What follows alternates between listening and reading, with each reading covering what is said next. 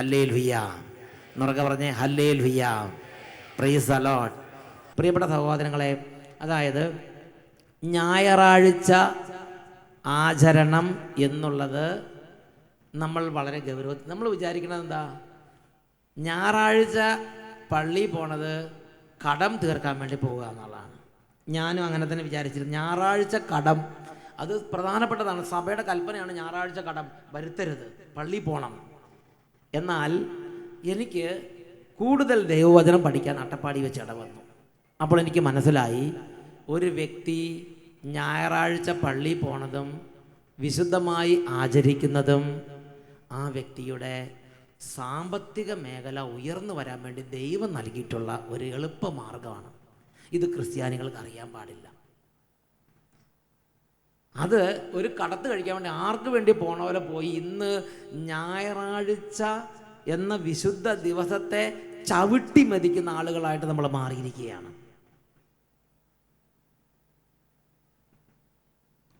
പ്രിയപ്പെട്ട സഹോദരങ്ങളെ, അതിനെക്കുറിച്ച് ഒരു സംഭവം നിങ്ങളോട് പറയാൻ ഞാൻ ആഗ്രഹിക്കുകയാണ്. ഒരു ദിവസം ഞായറാഴ്ച ആചരണത്തെക്കുറിച്ച് ബോധ്യമില്ലാത്തൊരു കുടുംബം എൻ്റെ അടുത്ത് വന്നിട്ട് പറഞ്ഞു, അച്ഛാ, ഞങ്ങളുടെ കുടുംബത്തിൽ എന്തോ കുഴപ്പമുണ്ട്, ഞങ്ങൾ എന്തു ചെയ്താലും ഒരു മേൽഗതി കിട്ടുന്നില്ല, മാത്രമല്ല ഞങ്ങളുടെ ദൈവം പോലും ഞങ്ങൾക്ക് എതിര് നിൽക്കുക. ഞാൻ ചോദിച്ചു, എന്താ നിങ്ങളുടെ പ്രശ്നം? അപ്പോൾ ചേടത്തിയാണ് വന്നിരിക്കുന്നത്. ആ ചേടത്തി പറഞ്ഞു, അച്ഛാ, നമ്മളെപ്പോലുള്ളവർക്കൊന്നും ജീവിക്കാൻ പറ്റിയതല്ല ഈ ഭൂമി. എന്താന്ന് ചോദിച്ചു. അപ്പോഴാണ് പറഞ്ഞത്, അവരൊരു പാവപ്പെട്ട കുടുംബമാണ്. ആ പാവപ്പെട്ട കുടുംബത്തിൽ വാഴക്കൃഷിയാണ് അവരുടെ വരുമാന മാർഗം. അവരുടെ വരുമാനം എല്ലാം തകർന്നു. അതാണ് കാര്യം. ഇതാണ്, അവർ ഒരു പറമ്പ് ലോൺ എടുത്ത്, പറമ്പ് പാട്ടത്തിനെടുത്ത് ബാങ്കിൽ നിന്ന് ലോൺ എടുത്ത് ഒരു കുറേ ഏക്കർ കണക്കിന് നേന്ത്രവാഴ കൃഷി ചെയ്തു. പകൽ അതിനകത്ത് കിടന്ന് അധ്വാനിച്ചു. ബാങ്കിൽ നിന്ന് ലോൺ എടുത്ത് കുറേ പൈസയും കടമെടുത്തിട്ടാണ് അത് ചെയ്തിരിക്കുന്നത്. വാഴകളെല്ലാം ശരിക്കും നന്നായിട്ട് വളർന്നു വരുന്നുണ്ട്. ഇവരുടെ ഊണും ഉറക്കവും കിടപ്പെല്ലാം വാഴത്തോട്ടത്തിലാണ്. ചെറിയൊരു മാടം വെച്ചിട്ടുണ്ട്. ഇടയ്ക്കിടയ്ക്ക് വീട്ടിൽ വരും. അട്ടപ്പാടിയിലൊരു ഇടവകയിലാണ് ഇവരുടെ വീട്. എന്നിട്ട് അങ്ങനെ ഓരോ വാഴക്കൊലയ്ക്കും ഒരു 500 രൂപ 800 രൂപ കിട്ടുന്നത് വലിയ വണ്ട വാഴക്കൊലകൾ. അത് എങ്ങനെയുണ്ടെന്ന് എനിക്കറിയില്ല. യൂറിയെല്ലാം കെട്ടിവെച്ചിട്ടായിരിക്കും, അറിയാൻ പാടില്ല. എന്തായാലും വലിയ നേന്ത്രവാഴക്കൊലകളുണ്ടായി. അപ്പോൾ കച്ചവടക്കാരൊക്കെ വന്ന് നല്ല വിലയൊക്കെ പറയുന്ന വിധത്തിലായി. അപ്പോൾ ഇവർക്ക് സന്തോഷമൊക്കെ ഉണ്ട്. എന്നാൽ അങ്ങനെ ഇരിക്കുമ്പോഴാണ് സഹോദരങ്ങളെ, ബംഗാൾ ഉൾക്കടലിൽ ഒരു ന്യൂനമർദ്ദം ഉണ്ടായി. ആ ന്യൂനമർദ്ദം നേരെ വന്ന് അട്ടപ്പാടിക്ക് കയറി വന്നു. അട്ടപ്പാടി കയറി വന്നിട്ട് നേരെ ഈ ചേട്ടൻ്റെ ആ റബ്ബർ തോട്ടമല്ല, ആ വാഴത്തോട്ടത്തിലേക്ക് ചെന്നിട്ട് അവിടെ കിടന്ന് 4 വിളയാട്ടം. നേരം വെളുത്തപ്പോഴത്തേക്കും എല്ലാ വാഴകളും തവിട് പൊടിയായി കിടക്കുകയാണ്. ചേട്ടൻ്റെ 500 രൂപ 800 രൂപ ഇങ്ങനെ കിടപ്പുണ്ട്. ഉടനെ ഈ വാർത്ത അറിഞ്ഞ് ചേട്ടനും ചേട്ടത്തിയും ഓടി വന്ന് ഈ വാഴത്തോട്ടത്തിൽ നോക്കിയ സമയത്ത് ഒരു മോനുണ്ട്. മോൻ ഓടി വന്നു. അപ്പനും അമ്മയും പോയ കൂട്ടത്തിൽ, അയ്യോ എല്ലാം തകർന്ന് കിടക്കണം. അവരിങ്ങനെ നോക്കി പോവുകയാണ്. വാഴക്കൊല ഒടിഞ്ഞ് കിടക്കുന്ന തോട്ടം നോക്കി പോവുകയാണ്. അപ്പോൾ ഒരു തോട് ഇങ്ങനെ ചാടി കിടക്കണം. ആ തോട് ചാടി കിടന്നപ്പം ആ കുട്ടി ആ തോട്ടിലേക്ക് പോയി. അത് പാറയുള്ള തോടാണ്. അതിൻ്റെ കൈയും കാലൊക്കെ ഒടിഞ്ഞ്. ഉടനെ ഈ കുട്ടീൻ്റെ അടുത്ത് കോയമ്പത്തൂർ ഗംഗാ ഹോസ്പിറ്റലിലേക്ക് പോകേണ്ടി വന്നു. അങ്ങനെ കോയമ്പത്തൂർ ഗംഗാ ഹോസ്പിറ്റലിൽ ഈ കുട്ടിയുടെ അപ്പോൾ നല്ല അസ്ഥിയുടെ ഒരു ഇതാന്ന് പറഞ്ഞത്, ആശുപത്രിയുടെ പരസ്യമല്ല. പ്രിയപ്പെട്ട സഹോദരങ്ങളെ, അങ്ങനെ നിൽക്കുന്ന സമയത്ത് പ്രിയപ്പെട്ട സഹോദരങ്ങളെ, ഈ കൃഷിയിടത്തിൽ ഒരാൾ ഫോൺ കോള്, ഇവരുടെ മോട്ടർ പെര കത്തിപ്പോയി, വേഗം വാന്ന് പറഞ്ഞ് വിളിച്ച്. ഉടനെ ചേട്ടത്തിനെ ഹോസ്പിറ്റലിൽ നിർത്തിയിട്ട് ചേട്ടൻ പറമ്പിലേക്ക് വീണ്ടും വന്നു. അപ്പോൾ മോട്ടർ പെരയൊക്കെ കത്തി, എന്തോ പ്രശ്നമുണ്ടായി, കത്തിപ്പോയിരിക്കുകയാണ്.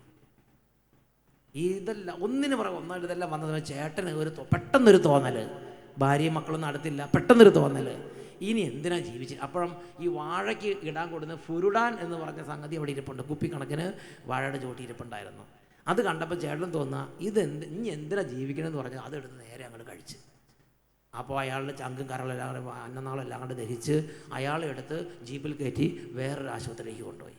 ഇപ്പം ഭർത്താവ് ഒരു ആശുപത്രി കിടക്കുന്നു, മകൻ ഒരു ആശുപത്രി കിടക്കുന്നു, വാഴത്തോട്ട് ഒടിഞ്ഞ് കിടക്കുന്നു, മോട്ടോർ പേര കത്തി കിടക്കുന്നു, വീട്ടിൽ ആളില്ല, ഒന്നിനും ആളില്ല. ഈ ചേച്ചി തന്നെ നിൽക്കുന്ന സമയത്ത് ചേച്ചി ധ്യാന കേന്ദ്രത്തിലേക്ക് വന്നു. ഈ ദൈവം എവിടെ, ഈ ചേച്ചിമാരാന്ന് പറഞ്ഞിട്ട് കാര്യമുണ്ട്. ചില സമയത്തുണ്ടല്ലോ നരിച്ചീറും ഇങ്ങനെ കടന്നിട്ട് ദൈവത്തെ ദുഷിക്കുക.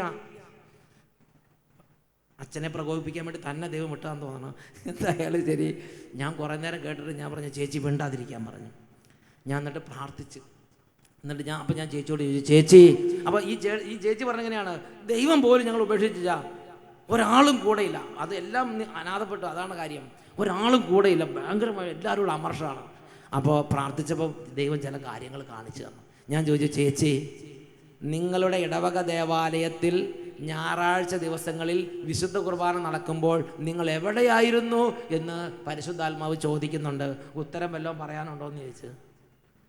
ചേച്ചി മിണ്ടാതിരുന്നു. അപ്പോൾ ഞാൻ വീണ്ടും ചോദിച്ചു, നിങ്ങളുടെ വാഴത്തോട്ടത്തിൽ വളമിട്ട് കഴിഞ്ഞാൽ ഞായറാഴ്ച വെള്ളം തേവാൻ പോകുമായിരുന്നോ?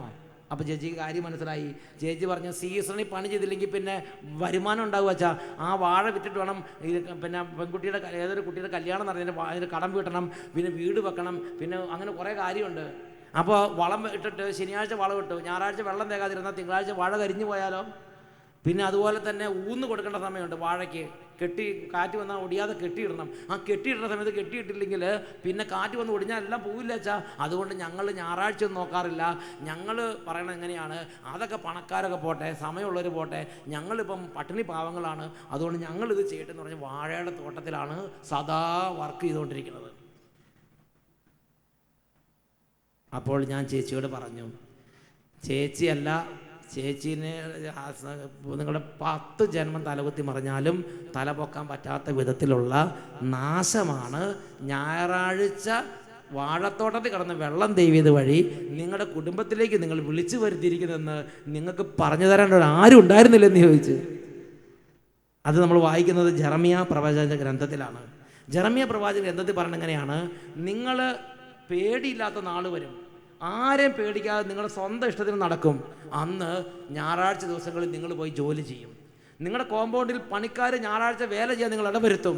അങ്ങനെ വന്നാൽ മാത്രമേ നിങ്ങളുടെ കുടുംബം നശിക്കുകയുള്ളൂ. അതുകൊണ്ട് സാത്താൻ അങ്ങനെയുള്ള അവസരം ഉണ്ടാക്കും. ജെറമ്യയുടെ പുസ്തകത്തിൽ വചനം പഠിപ്പിക്കുന്ന എങ്ങനെയാണ്, ആരും കത്തിക്കാത്ത ഒരഗ്നി നിങ്ങളുടെ ഭവനത്തെ ദഹിപ്പിച്ച് കളയും എന്ന് പറഞ്ഞാൽ പ്രത്യേകിച്ച് ശത്രുക്കൾ ഉണ്ടായില്ല, ആർക്കെതിരെ നഷ്ടപരിഹാരത്തിന് കേസും കൊടുക്കാൻ പറ്റില്ല. ആരും കത്തിക്കാത്ത ഒരഗ്നി നിങ്ങളുടെ ഭവനത്തെ നശിപ്പിച്ചു കളയും. അവിടെ നിന്ന് തലപൊക്കി വരാൻ അത്ര എളുപ്പമല്ല, കാരണം കർത്താവ് കരം പിൻവലിച്ചിരിക്കുകയാണ്.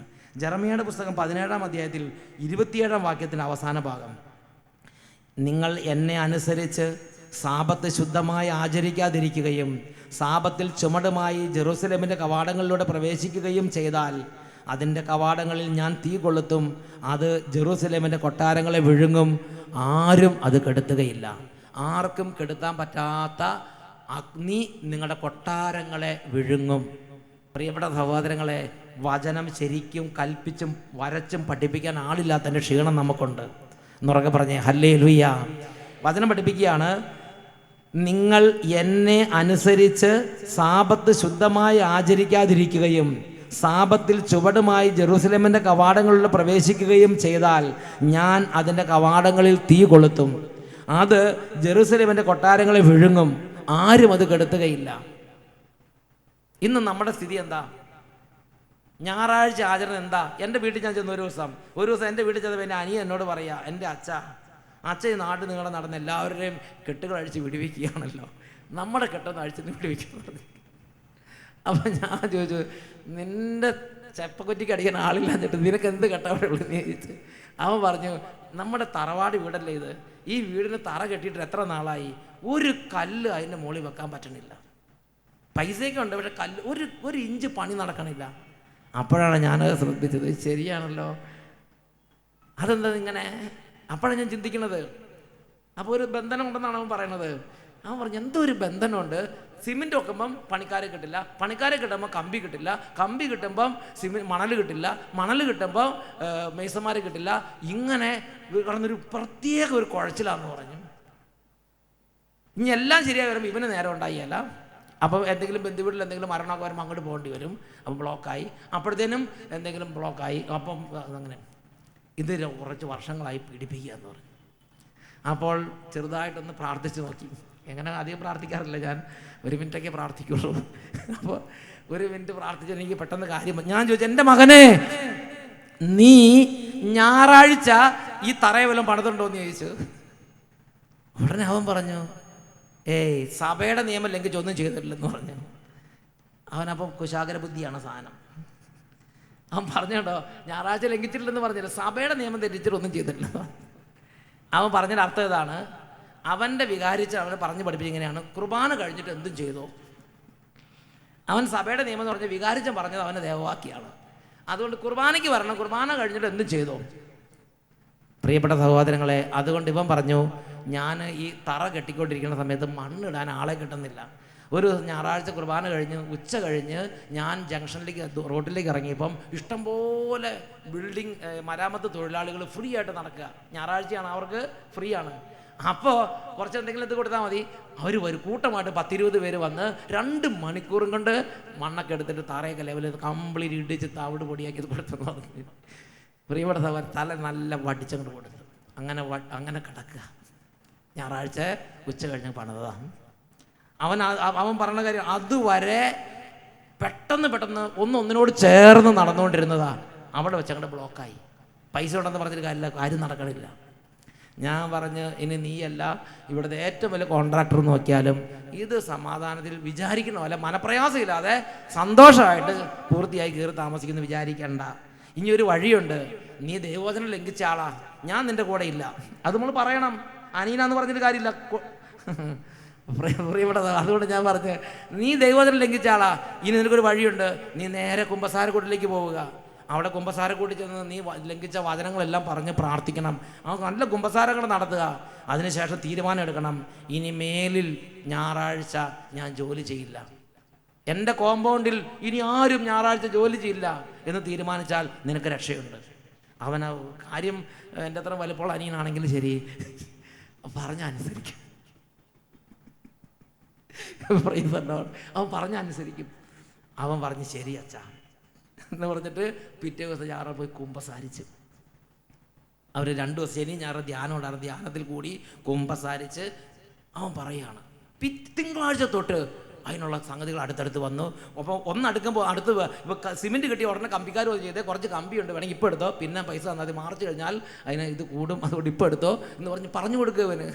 അങ്ങനെ കമ്പി എടുത്തു. അപ്പോഴത്തേനും പണിക്കാർ പറയുക, ഇപ്പോൾ 2 ദിവസം ഒഴിവുണ്ട്, അത് കഴിഞ്ഞ് ഞങ്ങൾ വേറെ സ്ഥലത്തേക്ക് പോകും. അങ്ങനെ ഒന്നിനോട് ചേർന്ന് വരുന്നു. അപ്പോൾ ആശാരിമാരെല്ലാം കൂടെ കയറി വരികയാണ്.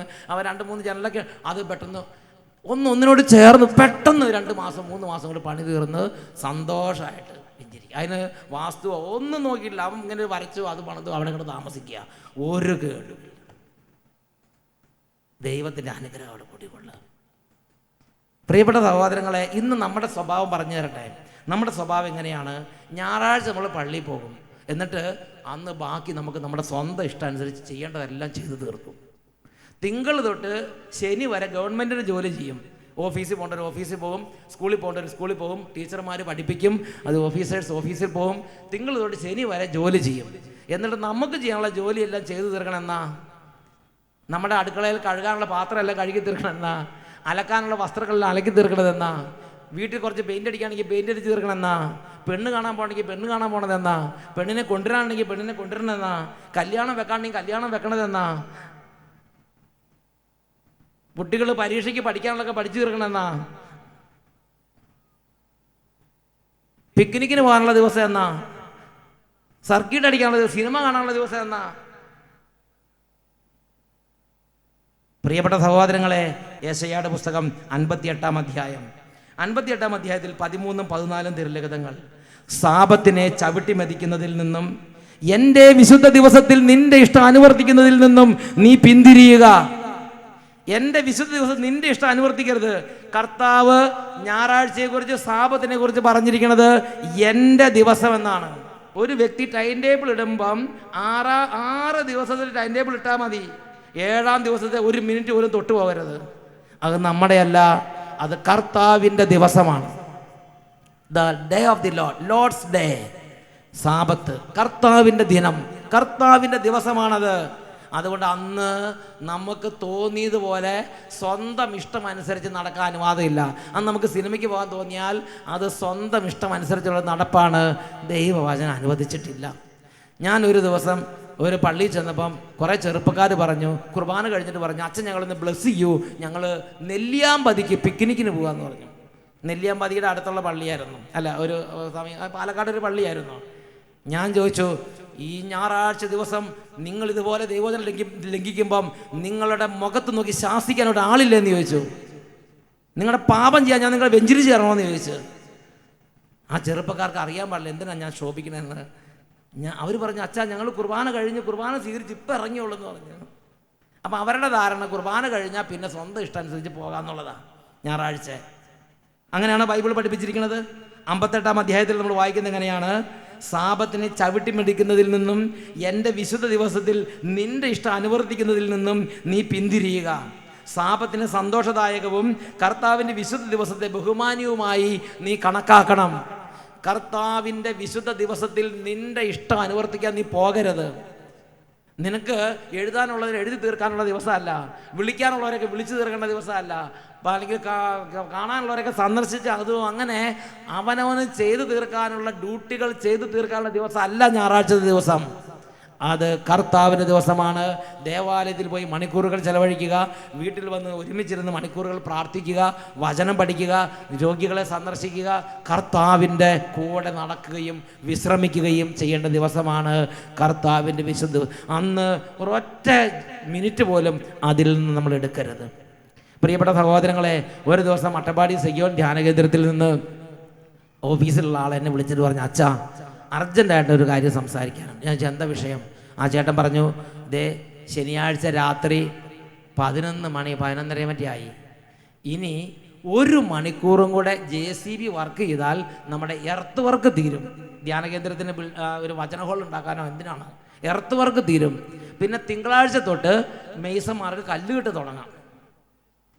അപ്പോൾ എർത്ത് വർക്കെല്ലാം ക്ലിയറാക്കി കൊടുത്താലാണ് അവർ വർക്ക് ആരംഭിക്കുകയുള്ളൂ. അപ്പോൾ JCBനെ വിളിച്ചിരിക്കുക, മാർച്ച് മാസമാണ്. അപ്പോൾ ഞാൻ പറഞ്ഞ സഹോദരന്മാരെ, 12 മണി കഴിഞ്ഞാൽ ഞായറാഴ്ചയിലേക്ക് കയറും. നമ്മുടെ പറമ്പിൽ JCB വർക്ക് ചെയ്താൽ ദൈവസന്നിധിയിൽ കുറ്റകരമാണ്, ചെയ്യാൻ പാടില്ല.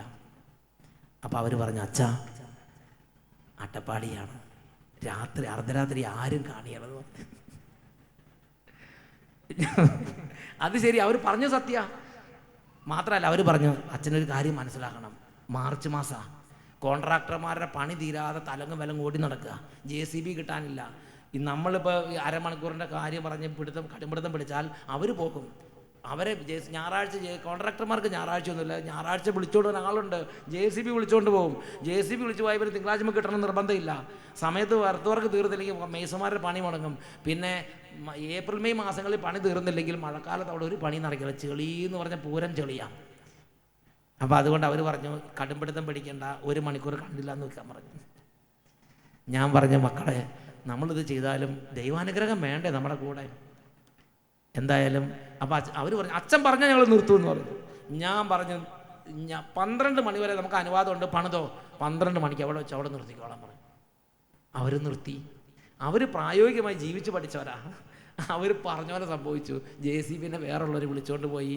പിന്നെ ആ ആഴ്ച JCBനെ കിട്ടിയില്ല. പിറ്റേ ആഴ്ച പിന്നെ ഈസ്റ്ററിൻ്റെ സീസണായി. പിന്നെ അത് കഴിഞ്ഞ് മെയ് മാസത്തിൽ മഴ പെയ്തു. ആ വർഷം ആ വർക്ക് അങ്ങനെ അവിടെ കിടന്നു. ആ വർഷം നടന്നു. അപ്പോൾ നമ്മൾ മണലടിച്ചിട്ടിരിക്കുന്നു, കുറേ മെറ്റീരിയൽസ് അടിച്ചിട്ടിരിക്കുന്നു, എല്ലാം മഴയത്തൊക്കെ ഒഴുകുക. അപ്പോൾ പറഞ്ഞു, അതെ കാര്യം വലിയ ബുദ്ധിമാൻ എന്നൊക്കെ പറഞ്ഞ് നടിച്ച് നടന്നിട്ട് കാര്യമില്ല, കാര്യം കുറച്ചൊക്കെ പ്രായോഗികമായി ചിന്തിക്കണമെന്ന് പലരും വന്ന് അങ്ങോട്ട് പറയുക. നമ്മൾ വളരെ ബുദ്ധിമുട്ടില്ലാത്ത പ്രിയപ്പെട്ട അപ്പോൾ അവർ പറഞ്ഞു, സാബത്ത് മനുഷ്യന് വേണ്ടിയല്ല, മനുഷ്യൻ സാബത്തിന് എന്താ അതും അറിയില്ല, എന്നാ ഞാൻ പഠിക്കണ്ട പറയുന്നതല്ലോ. അങ്ങനത്തെ കാര്യങ്ങളൊക്കെ ഉപദേശിക്കുക, ബൈബിൾ വെച്ചാൽ നമുക്കെതിരെ പറയാം. എന്തായാലും ശരി, ഞാൻ പറഞ്ഞു, എൻ്റെ മനസ്സിൽ തോന്നണം എങ്ങനെയാണ്, 1 വർഷം കഴിഞ്ഞാൽ കഴിയട്ടെ, ദൈവമാണ് പറഞ്ഞിരിക്കുന്നത്. നഷ്ടമോ നമ്മൾ ആദായവ്രതം ഒന്നും എടുത്തിട്ടില്ലല്ലോ. ആദായവ്രതം എന്ന് പറഞ്ഞാൽ എന്താ? നഷ്ടം കൂടാതെ ചെയ്യാനായിട്ടുള്ള വ്രതമാണ് ആദായവ്രതം. ലാഭവ്രതം നമ്മൾ എടുത്തിരിക്കുന്ന ലാഭവ്രതമല്ല, നമ്മൾ കർത്താവിനോടുള്ള വ്രതമാണ് എടുത്തിരിക്കുന്നത്. അതുകൊണ്ട് നഷ്ടമോ കഷ്ടമോ നോക്കാൻ എന്നോട് കർത്താവ് പറഞ്ഞിട്ടില്ല. കർത്താവിൻ്റെ വചനം ലംഘിക്കാതെ സൂക്ഷ്മമായി അനുസരിക്കുക, വചനം സൂക്ഷ്മമായി അനുസരിക്കുക, ഇതാണ് പറഞ്ഞിരിക്കണമെന്ന് പറഞ്ഞു. അനുസരിച്ചപ്പോൾ ആ വർഷം നമ്മൾ അപമാനിതനായി എല്ലാവരുടെയും മുമ്പിൽ. പക്ഷേ പിറ്റേ വർഷം ജനുവരിയൊക്കെ ആയപ്പോൾ ഒരു ചേട്ടനൊരു തോന്നൽ, ഒരു JCB വാങ്ങണമെന്ന്. ആ ചേട്ടൻ പോയൊരു JCB വാങ്ങി. JCB വാങ്ങി കൊണ്ടുവന്നപ്പം ആ ചേട്ടൻ പറഞ്ഞ ആദ്യത്തെ വർക്ക് അട്ടപ്പാടി സെയ്യോന് ചെയ്യണമെന്നൊരാഗ്രഹം. സെയ്യോന് വർക്ക് ചെയ്തു. വർക്ക് ചെയ്ത് പെട്ടെന്ന് പണി പൂർത്തിയായി, പെട്ടെന്ന് സ്പീഡിലെ കാര്യങ്ങൾ നടക്കണത്, പെട്ടെന്ന് ബാക്കി കാര്യങ്ങളൊക്കെ നടന്നു.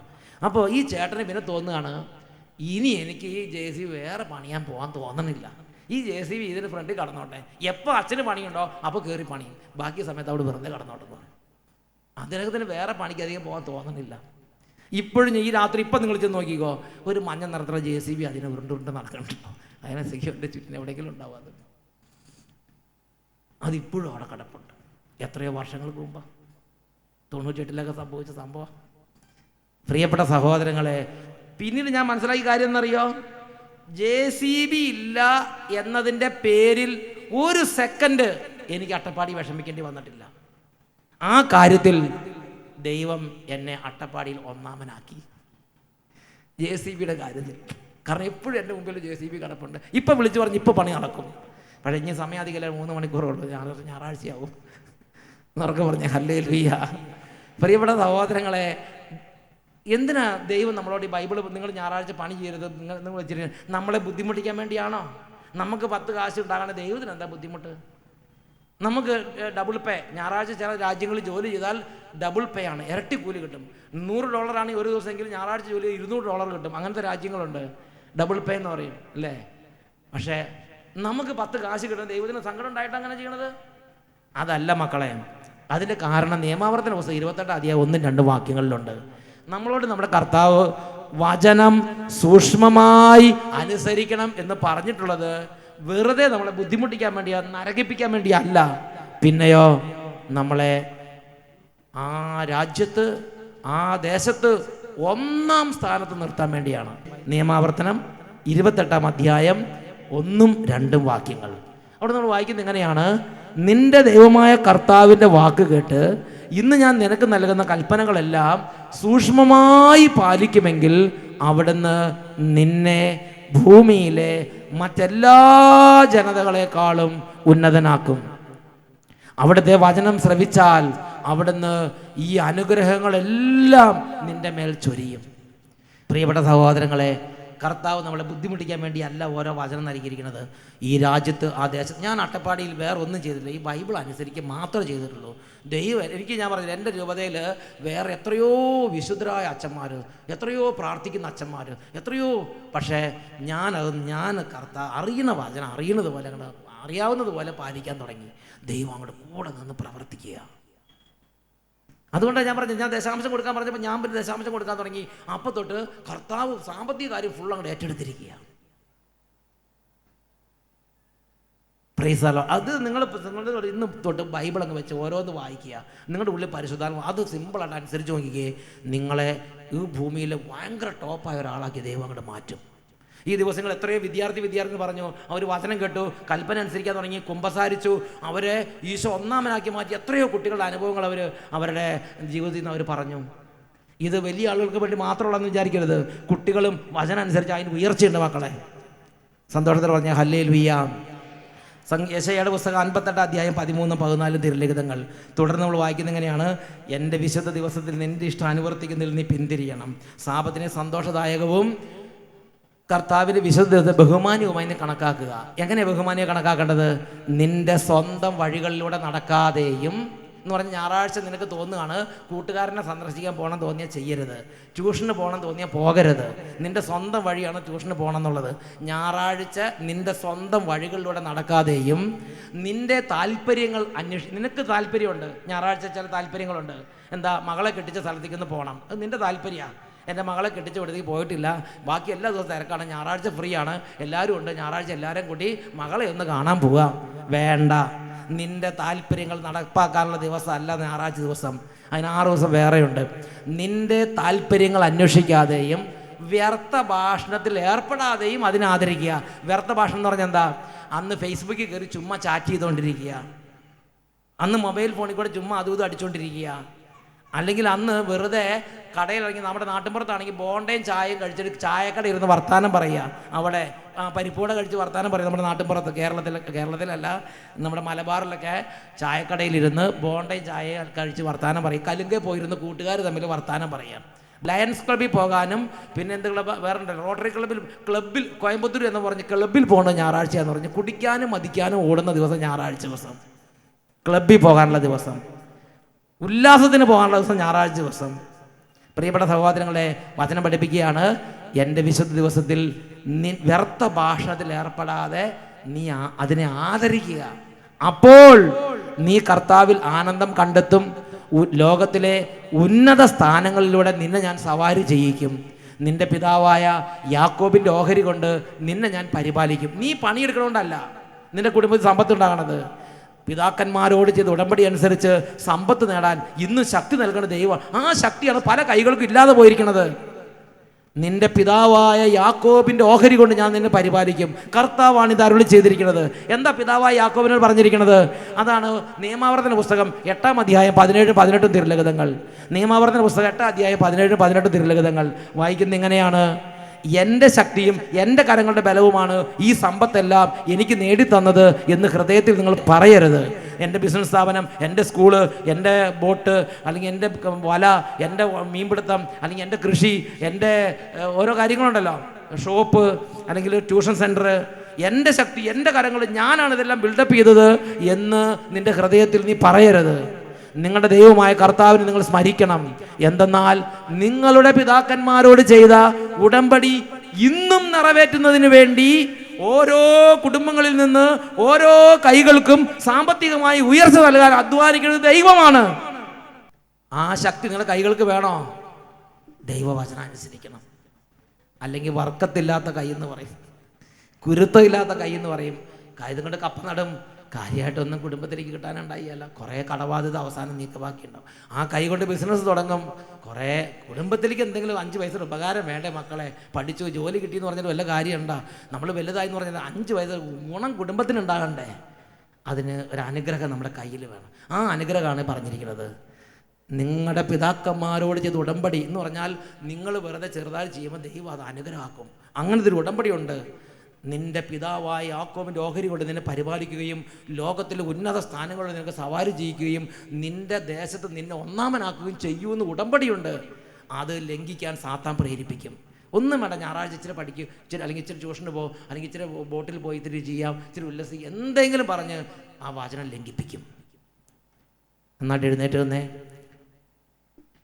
2 കരങ്ങളൊന്ന് ഉയർത്തി ഒന്ന് സ്തുതിക്കാൻ പോവുകയാണ്. 2 കരങ്ങൾ ഉയർത്തി സ്തുതിച്ച്, ദൈവമേ, വചനം ഞങ്ങളുടെ കുടുംബം വചനം ലംഘിക്കുന്ന കുടുംബങ്ങളാണ്. അതൊന്ന് മാറി വചനത്തെ മാനിക്കുന്ന കുടുംബങ്ങളാക്കി മാറ്റണമേ. ഉറക്കൊന്ന് സ്തുതിക്കാം. Hallelujah, hallelujah. യേശുവേ ആരാധന, യേശുവേ ആരാധന, യേശുവേ ആരാധന, യേശുവേ ആരാധന, യേശുവേ നന്ദി, യേശുവേ നന്ദി. വചനത്തിന്റെ അഭിഷേകം നിറയട്ടെ, കൃപയുടെ അഭിഷേകം നിറയട്ടെ. യേശുവേ ആരാധന ഇപ്പോഴും എപ്പോഴും എന്നേക്കും. ഉറക്കെ പറഞ്ഞേ ഹല്ലേലൂയ.